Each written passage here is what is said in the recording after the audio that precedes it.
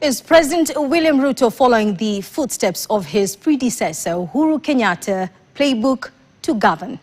From his latest move to have the national government manage key devolved functions of the Nairobi City County to surrendering some functions of the state agencies to the Kenya Defence Forces, Ruto has been forced to follow Uhuru's footsteps to implement some of his policies. KTN's political affairs reporter Daniel Kariuki has more.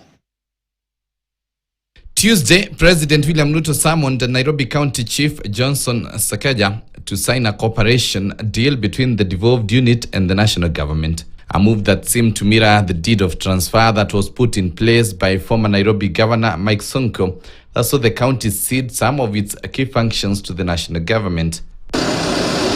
While there will be no involvement of the KDF in the Sakaja-Ruto deal like the Uhuru-Sonko deal, the hands of the national government will be visible as the cooperation will see Prime Cabinet Secretary Musalia Mudavadi heading the implementation committee. The fiscal and operational framework of county financing was not designed for a capital city of this scale and responsibility.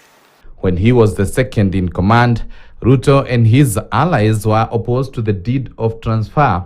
Interior CS Kipchumba Murkomen censored Uhuru's decision to post military men to civilian entities as the worst form of violation and overturn of the constitution. Coincidentally, Murkomen has been directed by President to oversee the establishment of a Nairobi Metropolitan Service Police Unit to work under the new cooperation deal. Apart from dipping the hands of the national government to the affairs of the Nairobi devolved unit, Ruto has also been following Uhuru's footsteps by surrendering some of the functions of state agencies to the military, despite his hard stance against Uhuru for doing the same. After demonizing Uhuru for using the KDF in the management of the Kenya Meat Commission, reverting it back to its parent Ministry of Agriculture and Livestock Development, President Ruto made a U-turn and reverted KMC back to the Ministry of Defence. The president has also deployed the military to aid in the construction of various infrastructure. The president has also resorted to using Uhuru's playbook to manage his political affairs. Before ascending to presidency, Ruto was one of the harshest critics of weaponization of state agencies. The opposition has accused President Ruto of the very issues that he chided his former boss as police have been used to manage politics. Analysts claim Ruto's case presents the best description of political deceit that those seeking power engage in just to be elected.